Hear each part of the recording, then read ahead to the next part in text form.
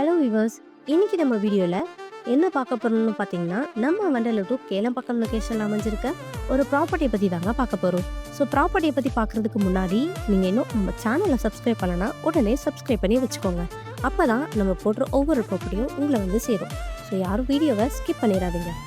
இந்த ப்ராப்பர்ட்டி எக்ஸாக்டாக எங்கே அமைஞ்சிருக்குன்னு பார்த்தீங்கன்னா, ஸ்டேட் ஹைவேயான வண்டலூர் டு கேளம்பாக்கம் ரோடில் கேளம்பாக்கம் ஜங்ஷன்லேருந்து ஜஸ்ட் 200 மீட்டர் டிஸ்டன்ஸ்லேயே நீங்கள் நம்ம ப்ராப்பர்ட்டியை ரீச் பண்ணிடலாங்க.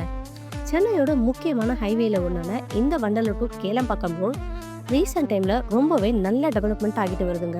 இதுக்கு ஃபர்ஸ்ட் ரீசன் என்னென்னு பார்த்தீங்கன்னா, நம்ம கிளாம்பக்கத்தில் புதுசாக வந்த இந்த பஸ் ஸ்டாண்ட் தாங்க. இந்த பஸ் ஸ்டாண்ட் வந்த பிறகு இந்த லொக்கேஷன் எல்லாம் நல்ல டெவலப்மெண்ட் ஆகிட்டு வரதை நீங்களே பார்க்கலாம். இப்போ நம்ம ப்ராப்பர்ட்டி டீட்டெயில்ஸ் பற்றி பார்க்கலாம் வாங்க.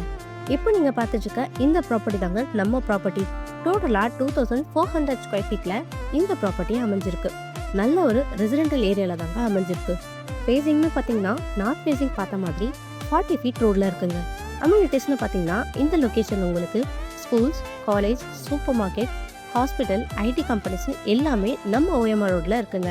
ஸோ இந்த ப்ராப்பர்ட்டி பற்றி மேலும் தகவல்கள் தெரிஞ்சுக்க உடனே ஸ்க்ரீனில் தெரிய நம்பருக்கு கால் ஆர் வாட்ஸ்அப் பண்ணுங்கள். மறக்காமல் நம்ம சேனலை சப்ஸ்கிரைப் பண்ணிக்கோங்க. தேங்க்யூ.